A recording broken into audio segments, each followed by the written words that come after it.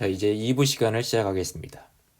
자, 이번에 시작할 제목은 하나님의 긍휼의 통로 마리아입니다. 자, 여기서 중요한 건 긍휼이죠. 긍휼. 영어로 말하자면 컴패션입니다. 자, 참 신기한 거는요.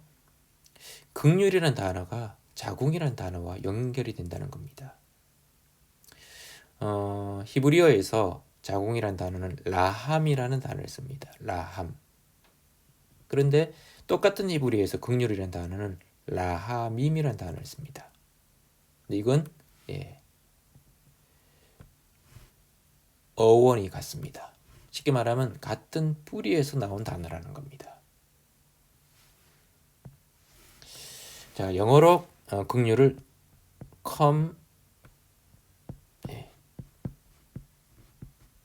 패션이라는 단어를 씁니다.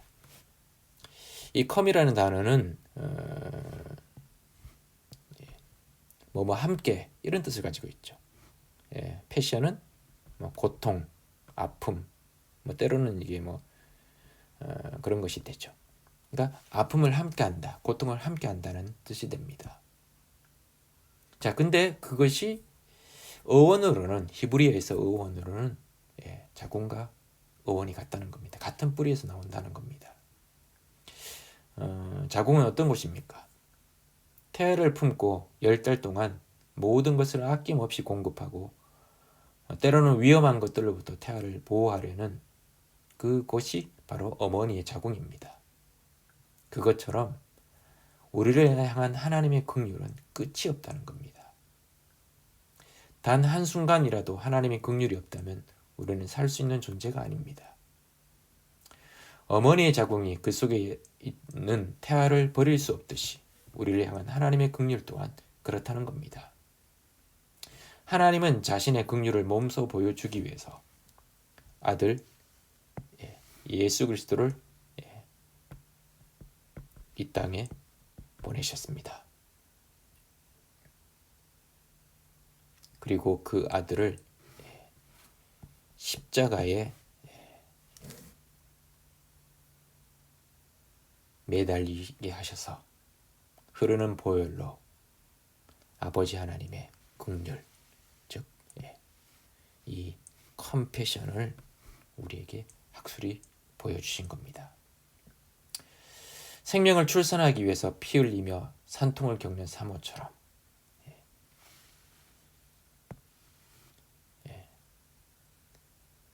피 묻은 십자가는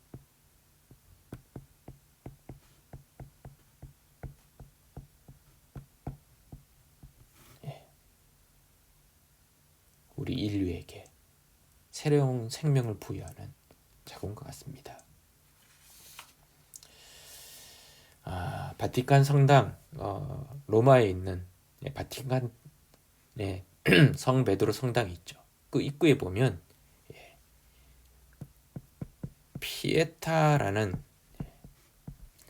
이 조각상이 있습니다. 미켈란젤로가 만든 것인데 이 피에타는 이태리어로 연민, 동정이라는 뜻이죠. 이 조각상이 있습니다. 이 조각상은 십자가 처형을 당해 죽은 아들 예수를 그 시신을 무릎에 놓고 슬퍼하는 어머니 마리아의 모습을 조각한 것입니다. 어떻게 보면 세상에서 가장 큰 슬픔을 안고 있는 여인의 모습을 보여줍니다. 그건 동시에 십자가의 처절한 고난을 가슴 미어질 듯한 슬픔으로 지켜보고 계시는 하나님의 고통, 하나님의 긍휼을 보여주는 작품이기도 합니다. 자, 이게 왜 갑자기 이 긍휼이라는 단어와 자궁이라는 단어를 이야기하는 것일까요? 그게 마리아에게서 나타난다는 겁니다. 자, 두 번째 보시죠. 십자가와 부활, 그 이유. 예수님은 십자가에 못 박혔고 마리아는 그 십자가를 가슴에 못 박았을 것입니다.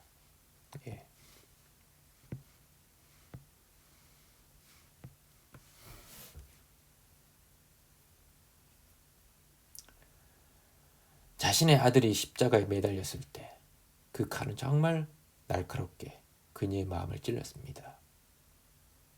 마리아의 고통은 여기서 절정에 이르릅니다. 예수님과 같이 그녀도 고난의 쓴 잔을 마지막 한 방울까지 마셨습니다. 여러분 기억하시겠죠? 처음 천사가 찾아왔을 때 마리아가 한 대답, 주의 여종이여니 말씀대로 내게 이루어지이다.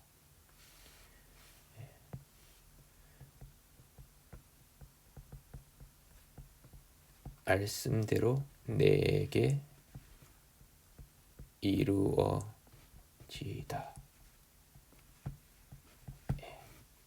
이건 마리아의 고백이죠. 근데 이 말은 예수님의 십자가 죽음 앞에서도 여전히 그녀의 마음속에 메아리치고 있었습니다. 자, 그런데 사실은 이 말씀은 단순히 그녀에게 끝나는 것이 아닙니다. 그녀의 아들인 예수님이 겟세마네 동산에서 이렇게 고백하시죠. 할 수만 있다면 이 잔을 내게서 옮기시옵소서. 그러나 내 뜻대로 마옵시고 아버지의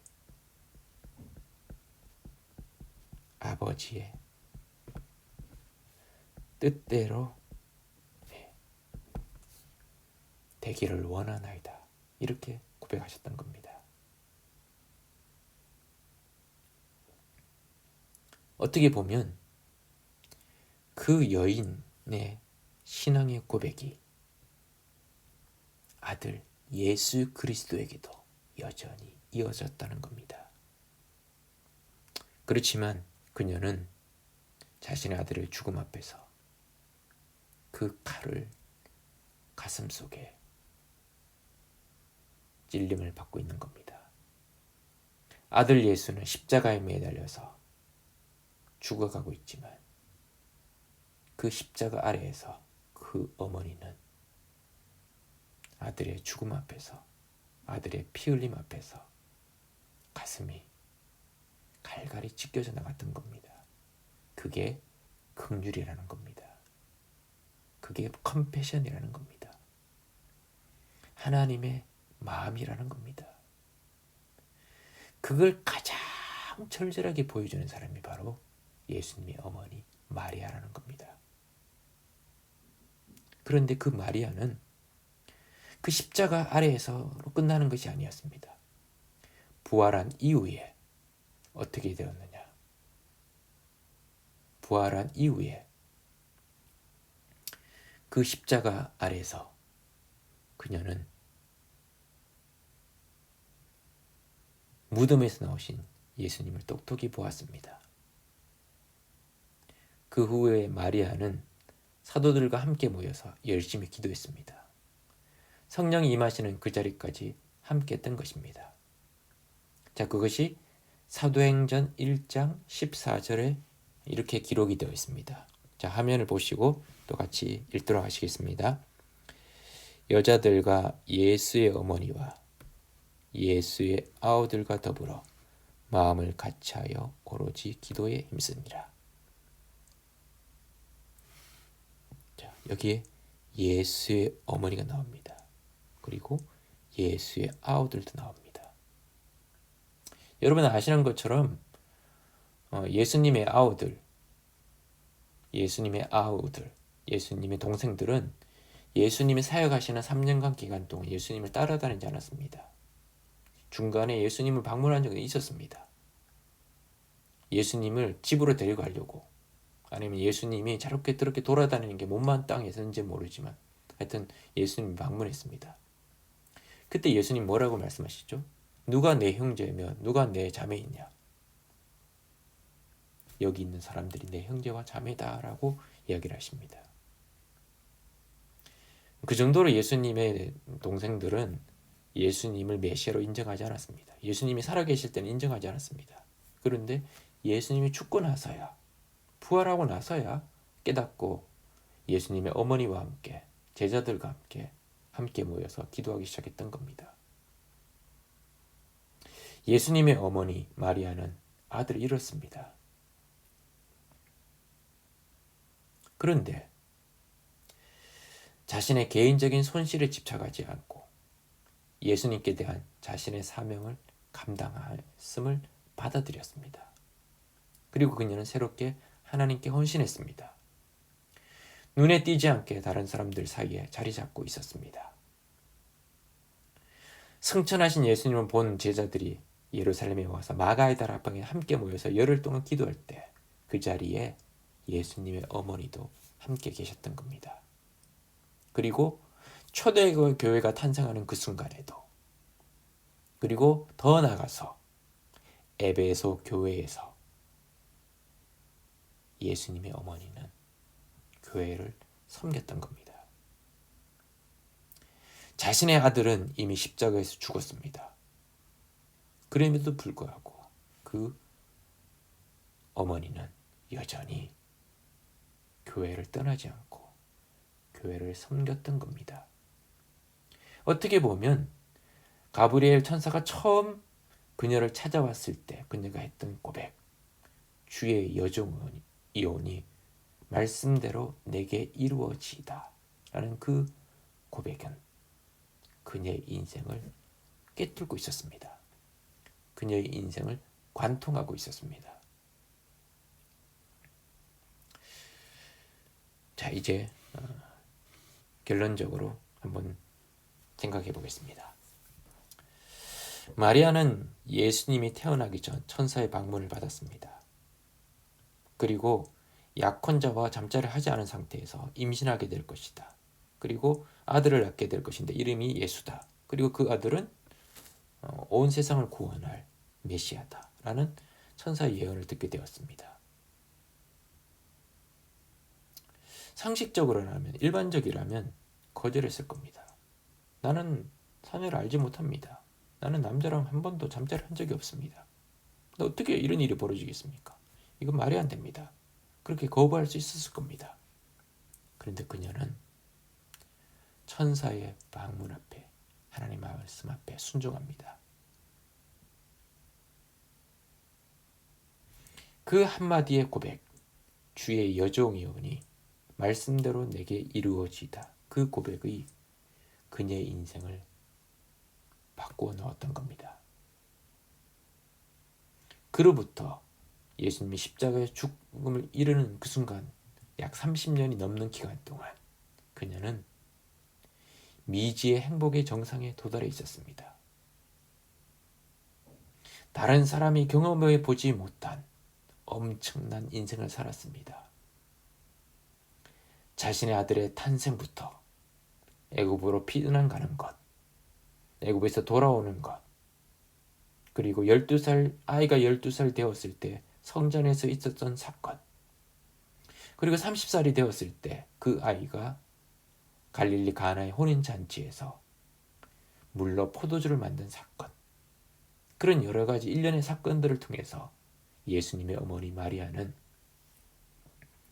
자신의 아들을 통해서 다른 사람들에게 경험해 보지 못한 엄청난 일들을 경험하게 되었던 겁니다. 그런데 동시에 그녀는 다른 여인들이 결코 경험해 보지 못했고 당해 보지 못했을 마음의 깊은 슬픔을 경험합니다. 그럼에도 불구하고 그녀는 하나님께 대한 그녀의 태도는 변함이 없었습니다. 메시아의 잉태함을 알릴 그때 말한 그대로 자신의 삶을 통해서 증명해 주었던 겁니다. 누가복음 1장 38절 이렇게 고백했죠. 주의 여종이오니 말씀대로 내게 이루어지이다. 자, 이제 오늘 성경 공부를 마감하면서 이제 이렇게 결론을 좀 내려보고자 합니다. 자, 화면을 보시면서 지금 화면에 있는 이 문구를 같이 한번 읽어보시죠. 마리아는 예수님의 탄생과 죽음, 그리고 성령으로 오심까지 처음부터 마지막까지 함께한 유일한 사람입니다. 예. 유일한 사람이라는 겁니다. 예수님의 탄생, 죽음, 그리고 성령의 강림까지 처음부터 마지막까지 함께한 유일한 사람입니다. 자, 그런데 이 마리아라는 한 여인을 통해서 예수님은 오셨고 그분의 역사를 이루셨다는 놀라운 사실을 생각해 보십시오. 그건 뭘 말하는 것일까요? 바로 당신. 바로 당신. 바로 여러분이라는 한 여인을 선택하셔서 당신. 여기서 당신은 누굴까요? 바로 여러분입니다. 여러분을 통해서 하나님을 나타내시고 그 역사를 이루고 계신다는 놀라운 사실을 생각해야 된다는 겁니다. 하나님은 한 사람을 지금도 찾고 계십니다. 하나님은 지금도 숫자로 일하시는 것이 아닙니다. 단 한 사람. 주의 여종이오니 말씀대로 내게 이루어지이다 라고 고백하는 그 한 사람을 통해서 하나님의 역사를 이루고 계신다는 겁니다. 오늘 이 강의를 듣는 시는 여러분과 제가 그 한 사람이 되기를 원합니다. 자, 강의를 마치면서 몇 가지 적용할 질문들을 생각해 보고자 합니다. 자, 마리아처럼 절대 순종해야 될 영역은 무엇입니까? 한번 생각해 보십시오. 여러분의 삶 속에서 하나님 앞에 절대 100% 순종해야 될 영역이 무엇입니까?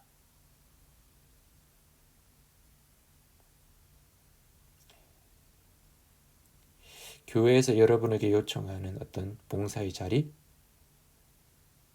아니면 기도하는 것과 말씀 보는 것, 예배하는 것, 다른 사람을 돕는 것, 집에서 가족들을 섬기는 것, 뭐 여러 가지가 있겠죠. 근데 분명히 여러분에게도 마리아처럼 순종해야 될 영역이 있을 겁니다. 자, 두 번째, 당신에게 주어진 특권은 무엇입니까? 특권이라면 다른 말로 말하면 은혜. 여러분에게 주어진 은혜는 무엇입니까? 그리고 그 특권을 누리기 위한 희생. 다른 말로 말하면 대가. 대가는 무엇입니까? 여러분이 은혜를 받았다는 것은 다른 말로 말하면 희생이 따른다는 겁니다. 십자가 없이는 면류관도 없고 영광도 없고 부활도 없습니다. 부활을 경험하기 위해서는 십자가 죽음을 통과해야 합니다. 마리아가 그랬습니다.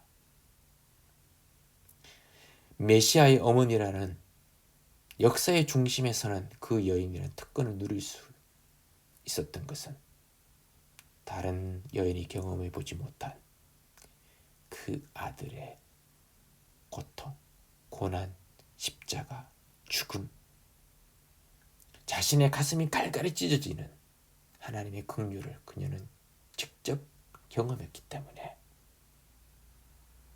그녀는 하나님의 은혜를 받게 될 수밖에 없었다는 겁니다. 자, 이 두 가지 질문을 여러분 한번 강의가 마치고 잘 생각해 보셔서 여러분의 삶에 한번 잘 적용해 보시기 바랍니다. 자, 함께 기도하시겠습니다.